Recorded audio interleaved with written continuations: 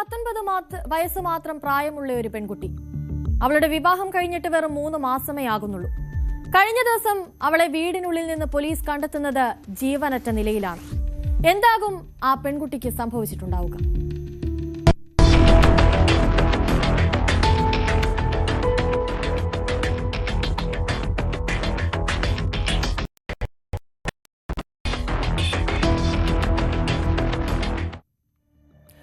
Central ഡൽഹിയിലാണ് സംഭവം നടക്കുന്നത്.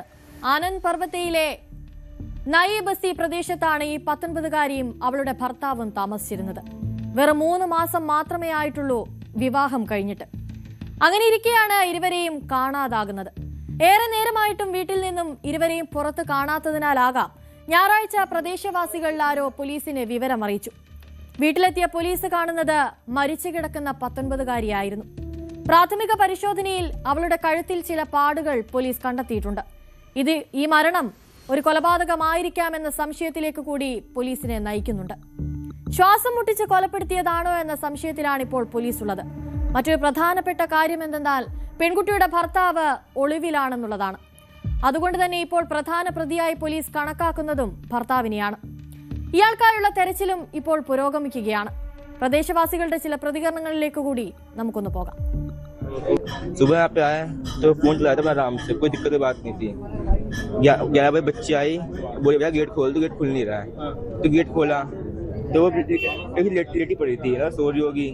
पानी फेंके वो उठी नहीं, पैर हिलाया उठी नहीं, तो फिर लगा के वो मर गई है। सांस चल रही थी, देखो लग रहा था। फिर चिल्लाया मैंने तो सब इतने घर वाले थे अंदर आए थे, सब नीचे आ गए और बस आके देख रहे हैं। फिर उन्होंने बुलाया मकान मालिक को, उन्होंने पुलिस को बुलाया था।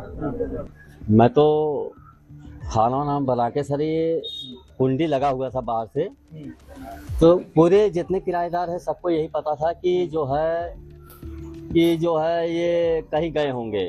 सबके हिसाब से कोई देखा होगा कि अभी तक कुंडी खुला नहीं, क्या बात है, जिन लोग कोई भी रहा होगा देखे होंगे। फिर इसके बाद कुंडी खोले, देखे लड़की वैसे पड़ी थी, मार दिया था उसको। लेकिन मारते समय उसे कोई नहीं देखा था। പെൺകുട്ടിയുടെ ഭർത്താവിനെ കണ്ടെത്തുന്നതിനായി CCTV ദൃശ്യങ്ങൾ അടക്കം പരിശോധിച്ചു വരികയാണിപ്പോൾ പോലീസ്. മരണത്തിലേക്ക് നയിച്ച കാരണം കണ്ടെത്തുന്നതിനായി അന്വേഷണ സംഘം സംഭവസ്ഥലം പരിശോധിക്കുകയും ഫോറൻസിക് തെളിവുകൾ ശേഖരിക്കുകയും ചെയ്തിട്ടുണ്ട്. നിലവിൽ പ്രതിയെ കണ്ടെത്തുന്നതിനായി 1-ലധികം സംഘങ്ങൾ രൂപീകരിച്ചിട്ടാണുള്ളത്. ഇയാൾ പോകാനിടയുള്ള സ്ഥലങ്ങളിലടക്കം പരിശോധനയും നടക്കുന്നുണ്ട്.